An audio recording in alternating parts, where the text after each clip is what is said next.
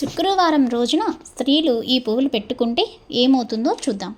లక్ష్మీదేవి ధనధాన్యాలు ఇచ్చేవారు. ఈ అమ్మవారికి శుక్రవారం అంటే ప్రీతికరమైన రోజు. ఈ రోజున లక్ష్మీదేవిని పూజించడం వలన సిరి సంపదలు చేకూరుతాయని పురాణాలలో చెప్తుంటారు. అదేవిధంగా మన గ్రంథాల్లో కూడా ఉన్నాయి. లక్ష్మీదేవి ధనధాన్యాలు ఇచ్చేవారు. ఈ అమ్మవారికి శుక్రవారం అంటే ప్రీతికరమైన రోజు. ఈ రోజున లక్ష్మీదేవిని పూజించడం వలన సిరి సంపదలు చేకూరుతాయని పురాణాలలో కూడా చెప్తున్నారు. అలానే కార్తీక మాసంలో వచ్చే శుక్రవారం రోజున లక్ష్మీదేవిని ఆరాధించడం అష్టైశ్వర్యాలు చేరుతాయని చెప్తున్నారు. ఈ శుక్రవారం రోజున సూర్యోదయానికి ముందుగా లేచి స్నానం ఆచరించి ధవల వస్త్రాలు ధరించాలి.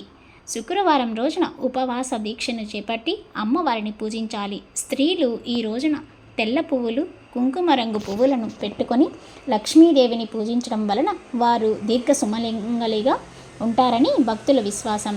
ఈ పువ్వులను లక్ష్మీదేవిని సమర్పించి ఆరాధించడం వలన కోరికలు నెరవేరుతాయని విశ్వాసం.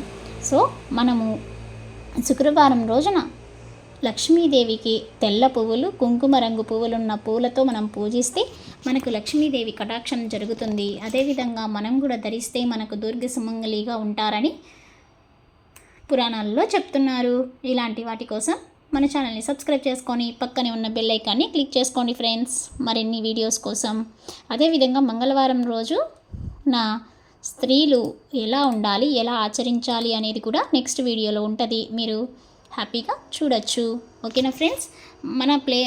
ఇలాంటి వీడియోస్ మీకు కావాలి అనుకుంటే మన ఛానల్ని సబ్స్క్రైబ్ చేసుకొని పక్కనే ఉన్న బెల్ ఐకాన్ని మీరు క్లిక్ చేస్తే న్యూ వీడియోస్ నోటిఫికేషన్స్ మీకు వస్తాయి.